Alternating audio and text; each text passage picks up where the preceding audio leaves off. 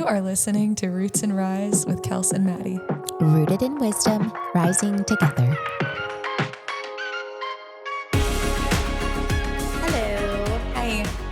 We're here doing the dang thing.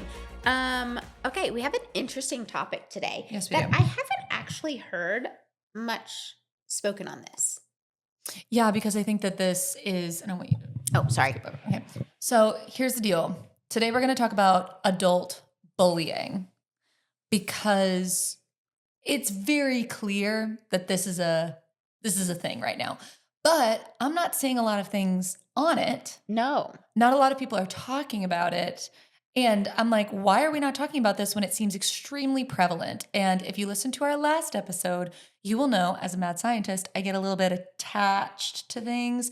So I got really attached recently to the conundrum that is the Rachel Zegler situation with Snow White, because I was like really upset that people were attacking her. I could not understand what was going on, and this girl's young and blah, blah, blah. So I talked to my therapist and I was like, why am I so upset about this? I don't know her. I don't know. I'm just so angry that people are choosing her to attack online. And she represents a much greater issue, which is we are feeling very comfortable these days attacking people from behind a keyboard. My therapist divulged the issue, which is really she represents something for me personally, which is I was a young child in the entertainment industry and felt in a way not protected. Definitely. And so she's representative of something that's personal to me. And that makes sense. But it still doesn't really answer the question of why are we doing this? Why are people feeling comfortable and feeling so angry and needing to go online and spread those feelings? And not only that, but we're seeing it happen in adults. I sent Maddie this video. Yeah. Which was basically this woman talking about how moms in schools are sort of doing this like bullying tactic with their daughters or their sons or whatever, where they will love bomb and then they'll start to do this like weird like power dynamic. Then they'll start to exclude and then it's like ostracize. Then they like attack. And it's like a pattern that they're seeing. It's the whole Mean Girls movie. Like you can watch that in an exaggerative way. Like it's oh, you're like really pretty. And then it's like, why don't you come do this with me? And then it's like, oh, we're busy. And then it's, oh, let's all make fun. Yeah. Yeah. I mean, so Maddie and I both talked about this. We don't really know much about that because she and I will avoid like the plague anybody that acts like that because we just don't have time for that. We just don't have time. And at the end of the day, we're very grateful that we're surrounded by really good people and good influences, and our spouses are good sort of litmus test for who's right and like who's should fit. Yeah, my husband's my discernment guy. Yeah. I don't have great discernment, actually. I don't. I love that. I'm glad he had good discernment on me because that would have been really tough. I wouldn't have been able to get away. That would have been like, listen, sit down. You stay with me forever. No, I did. Well, Andrew said you're going to be best friends with her. Remember, I told you that. I know, like but that every time night. you say it, it makes me just and I was like, if you say so. And my best friend that I've known her since the womb. Our parents were pregnant together, mothers. And she met Andrew once. And she was like, you're going to marry him. And I was like, oh, okay, probably then. All right, cool. She just knew. She's always known. I just trust other people's discernment more than my own. Then God has protected you with other people around you that have great discernment. He has sent me some angels. Well, and I will say that's also probably why you have synesthesia, so that you can see people's colors. Yeah. You know, that's the real. Okay. So anyway, let's talk about the talk you saw last night that's going to lead us into this Arthur C. Brooks spoke at our church, and he was talking about, it wasn't called Love Your Neighbor. It was actually Love Your Enemy. That's right, which can sometimes be your neighbor. But talking about loving your enemy and how we are in such a, I wanted to say decisive, but it's not like, be my brain, Kelsey, when it's divisive time in history. Yeah. You're divisive. We're hitting that I got time distracted of day. because your dog with a cone walked in the room. Your dog has a cone on his head. And he was like walking through the room and I was like, I got a little squirrel. is an unusual sight. A really big dog, and he has a cone. And listen, this is adult bullying to this dog right now that I'm like calling him out. He walked away. Okay. Ashamed. We can't take anything seriously. Okay. Doing downward facing dog with his cone. Anyway, so you saw the talk. So anyway, and he's brilliant. He's a Harvard professor. And excuse me, I'm hitting the time of day where my productive brain starts to shut down. That's okay. And I feel like I worked overtime yesterday and today. And so I'm like, no, yesterday was, I know, we're doing it. But okay, the plane so is spiraling. he talked about love your enemies. And I wasn't at this particular talk. I was at the talk that he did earlier in the day, but love your enemy. Sonny, go. He can't see with the cone on, and he's running into things. It's absurd. This is like a little bit more of a serious topic, and it's like God's like, nah, you're not gonna have any seriousness. No one's supposed to just take this seriously. I'm sorry. I'm gonna tinkle. Every episode, you're gonna be your parents. Okay. Anyway, adult bullying.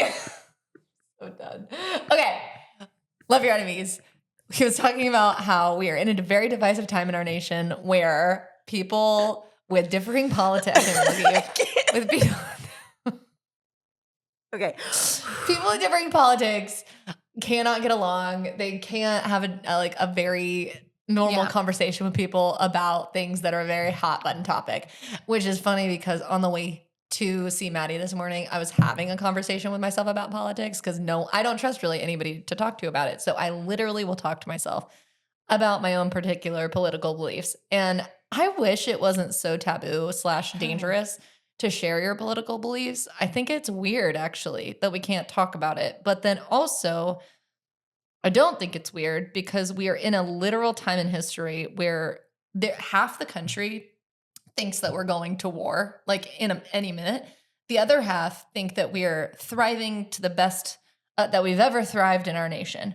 And I'm like, how are you seeing two totally different realities? I know. That's the thing that freaks me out is I'm like, I don't mind sharing with you my political beliefs. The political belief is, I think it's really weird that that everybody is seeing a different reality. And I'm going to be real honest with you.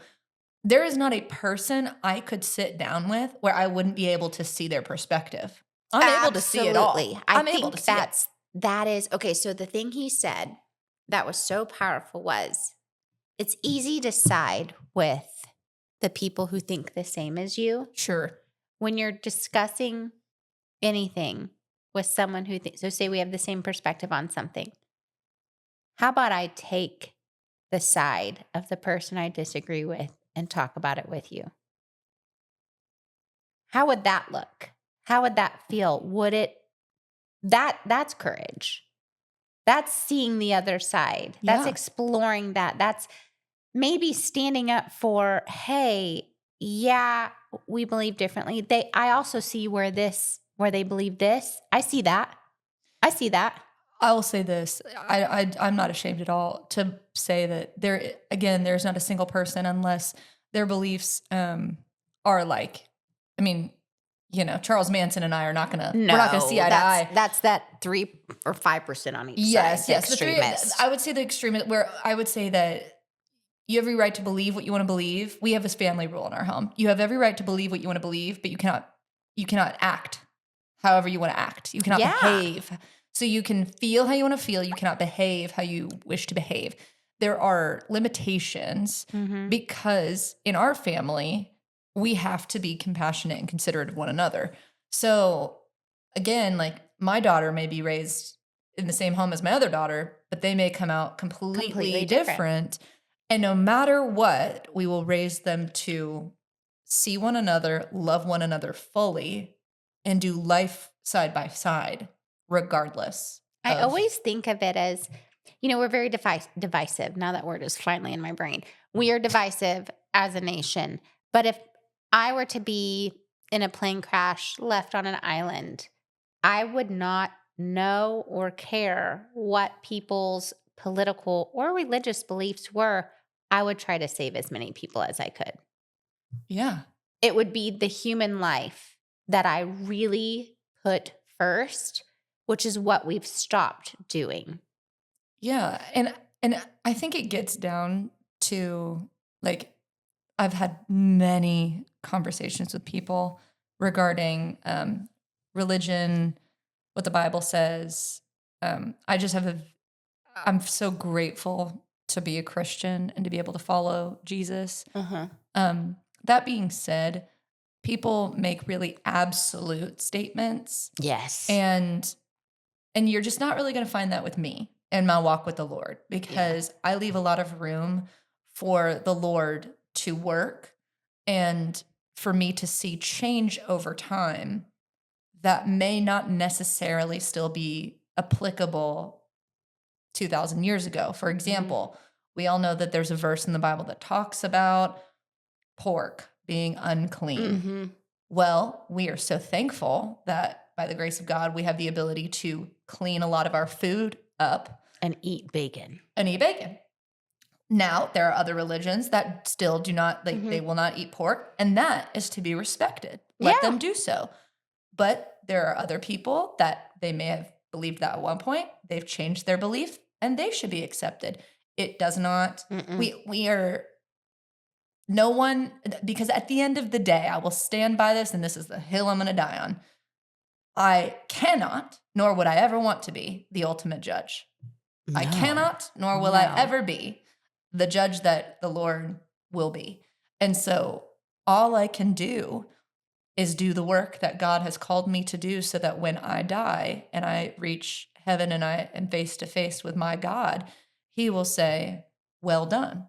Mm-hmm. That's the only goal I have in this life, is really to raise my children well, to love my husband and my friends and family with my heart, soul, mind, and strength, and my neighbors Mm-hmm. as well, to love strangers that way, and to do good work, so that when the time comes, that's the only goal. Job well done. So here's what we'll dig into, and I kind of want you to be the one to steer the ship. Okay. So we're talking about adult bullying, and we've touched on loving your enemy. And I think that's a lost art. It's very hard to actively seek other people's opinions and perspectives on things. And I think because we're wired to think if we're not doing it right, if you're doing it differently, I'm doing it wrong. And how am I going to survive to my best ability if I'm doing it wrong? And so it's very instinctual, like, you're different, you're wrong, but we're evolved. Mhm. And the part of living and being a Christian is struggling. That's how we grow. So every day you have an opportunity when you meet people who are different than you to look that in the face and go, how am I going to grow? How am I going to love when I'm being faced with something that's threatening what I believe in, what I stand for? How am I going to show love and radical acceptance in this? It's an opportunity. It's an opportunity to grow closer, not to divide. So in regards to adult bullying, Mhm. right? Somebody's bullying you Yeah. in an adult way, right? So somebody's either, they're attacking you online, or you're feeling, some strange Mhm. emotions at work, or like at school pickup, you can very well tell that the Mhm. mom group that you may want to be friends with, or you're trying to be friends with, or you were friends with, and they're starting to act a little differently. Mhm. What do we do? What do we do? I think it's really hard if you don't if that is all you have. What do you do? What if you go to God. I was about to say, here's what I have personally done Mhm. that I think I can shed some light on that's helped me. I have prayed violently I have done that as well for people. for people that have caused me pain, Mm-hmm. that have, when I've experienced any type of this. Mm-hmm. I did something recently where I've reached out on social media to a person that I just was Yeah, you seeing. did. Mhm. I was seeing some interesting things online from this, this person that I knew, and I was feeling a little sassy. And so my sassiness comes out in the way of like, I'm just going to reach out to them and check in. Just going to Yeah. check in. Yeah. Because I'm like, I'm seeing a lot of negativity on this person's feed that I'm just like, I'm just going to check in. Mm-hmm. So I did. Turned out to be a really good conversation. Really, really good. Yeah. Turns out I was kind of misunderstanding and they were misunderstanding. And there was a lot of, I won't go into total detail, but it was a really unique opportunity because I was getting riled up by this person's posts. I was getting riled up by them. Mm-hmm. Okay. And I was like, oh, I'm so frustrated. Oh, I just Yeah. need to do You it. were pretty mad. I was mad. And Yeah. then I was like, okay, really, this is going to sound so cliche, but I was like, what would Jesus do? So I reached out and I was like, hey, I just want you to know, I'm seeing some stuff. I have some questions. I just want to know your thoughts. They answered. I was like, that's interesting. Yeah. I understand your take. I can see why you would feel that way. Mm-hmm. I would like to share some of my thoughts. And then they were like, okay, I've not even thought of it that way. Yeah. Because there was a mutual respect there. Now, here's what I will say. If somebody is treating you poorly, That's a whole. if somebody's treating you very poorly and it's obvious, I think there's a 3-step on that one, is my take. Okay. Let's First of hear it. all, we're going to pray about that first. Yeah. First. And you're going to take that to if you're with a partner or a trusted confidant, I would say you take it to them, Get their perspective. get their perspective. See if you're thinking straight. Yeah. And then that leads to the fork in the road, Mm-hmm. which is either you have a conversation or you create distance. Yes. So it's either you're going to do one of two things. You're going to have a conversation, or you're going to create distance. And then the conversation could lead to distance or it could lead to closeness. Distance is not necessarily a bad thing because it creates opportunity for other connections. Yeah. And so I think, but this is where when we are seeing people act out, Uh-huh. I wonder if acting out is just another form of insecurity and a need for real connection It's to be fear. seen. So it's like, my thought is attack it with connection. And if Mhm. it's not being met, then that's when you'll You create can that discern. distance. Do I go? Do I stay? It's the Yeah. same. I mean, I think the biggest way that I personally, because we've talked about this, I get to choose who I spend my time with. It's a real luxury. So I spend time with people who I trust and I think are good people. But where I see a lot of bullying take place is online. And I think the same tactic can be done, right? Like a lot of people spew political things or, stuff that's going on in the world, and they're very passionate about it. And what Arthur C. Brooks was saying last night is similar to what you're saying, is instead of hitting people with, you think this, well, I think this, you should believe this, and you're just basically telling each other your own beliefs, saying, why do you think that? I want to hear more. Mhm. What's led you to believe this? Mm. And them opening up, and all of a sudden the defenses are down and they feel seen and heard, and they're more apt to see and hear you, and you're connecting. And so starting by that, if someone's confronting you, don't confront them back in such a harsh way, but instead explore them. Yeah. And then if they still, you're like, okay, no, you can choose to block or leave, create space.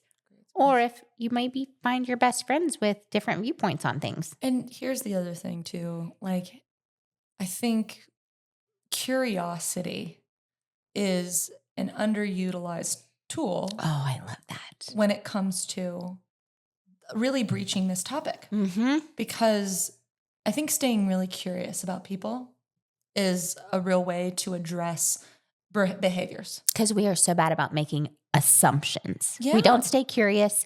We like to know.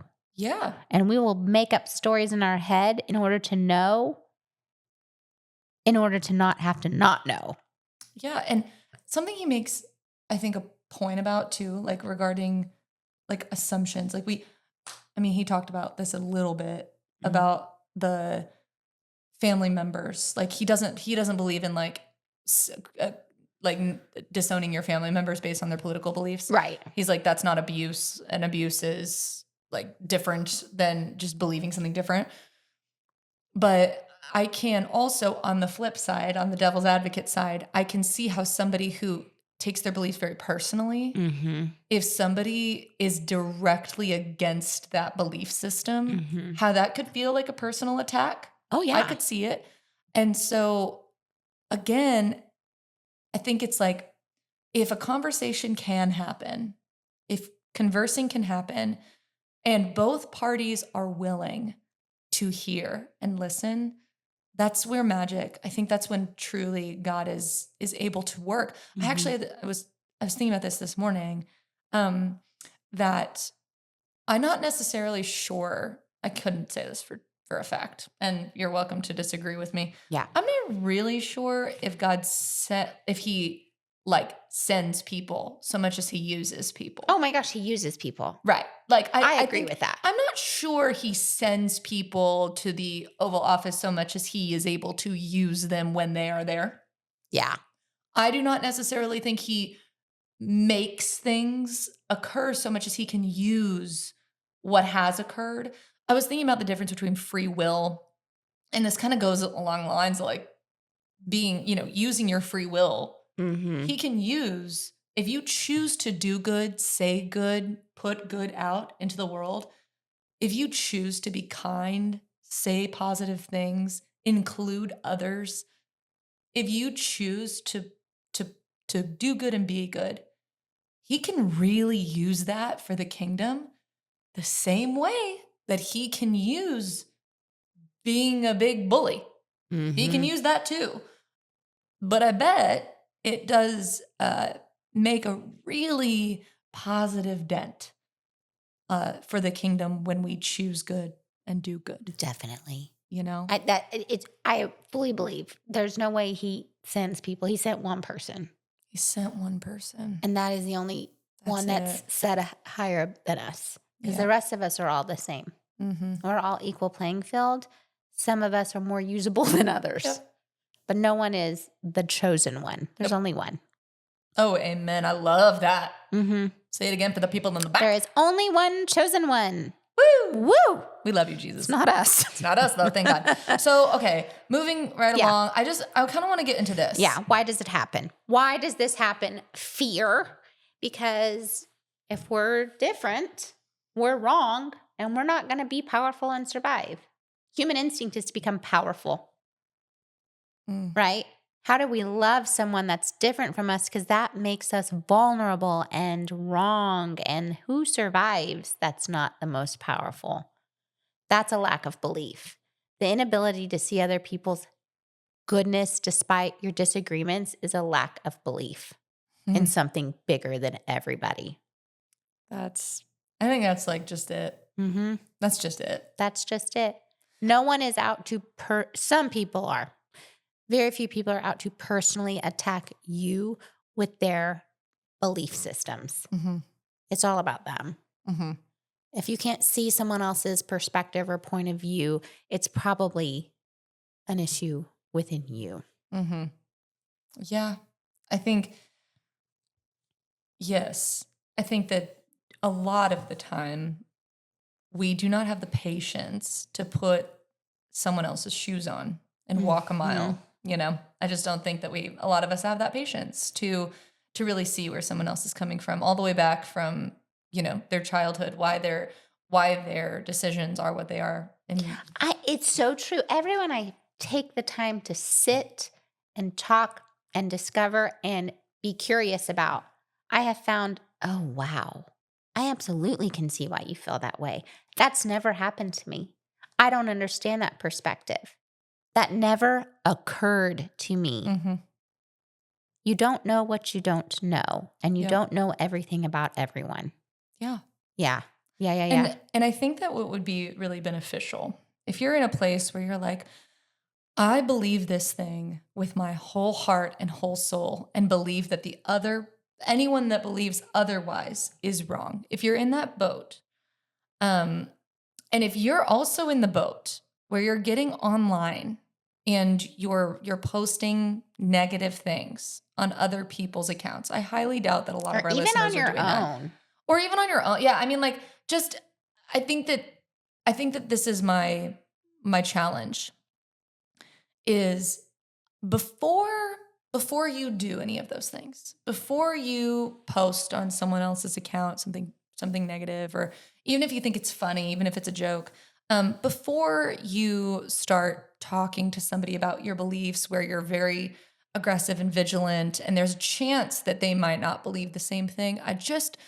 Before you do any of those things, I'm not saying don't necessarily do them because I'm not going to tell you how to live your life, but I want you to like take a breath and I want you to ask yourself, what must it be like to be them?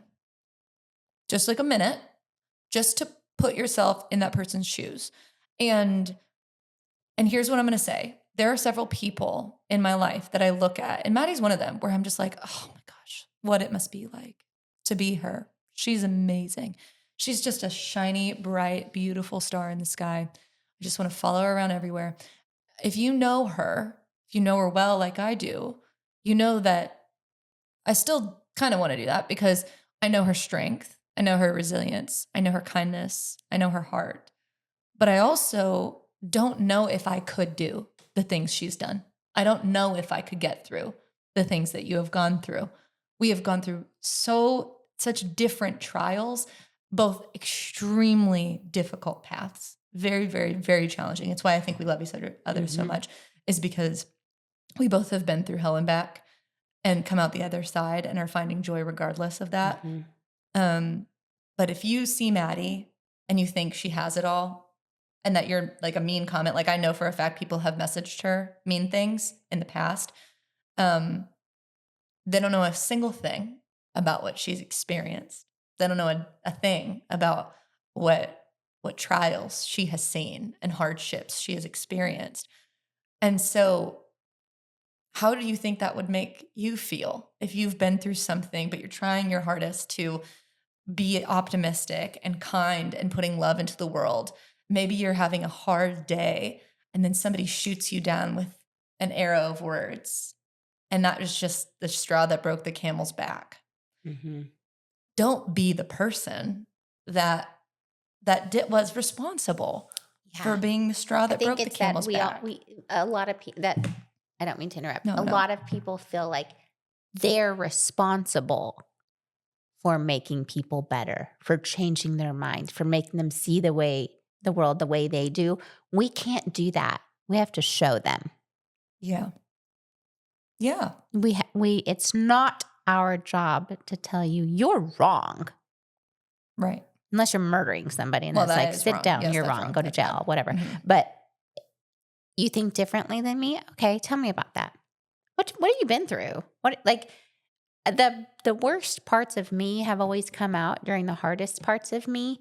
And I know for a fact that there's times I wish I could go back and change the things I said or the way I reacted or this and that. I'm not alone.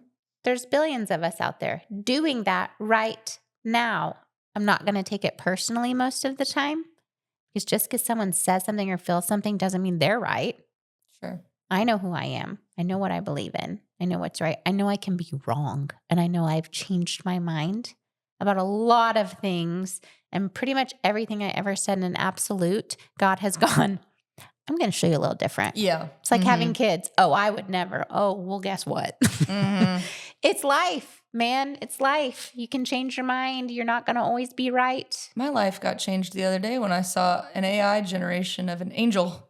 And I was like, that thing looks scary as hell.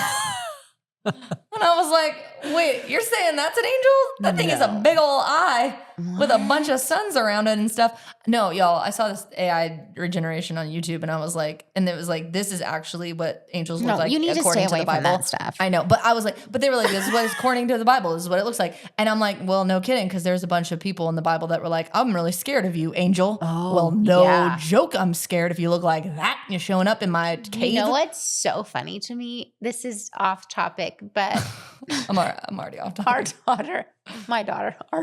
daughter, one of our Sure. daughters, Gabriella, my third daughter, she came during a really hard time in our lives and we named her after the angel of Gabriel. Okay. That child is scary.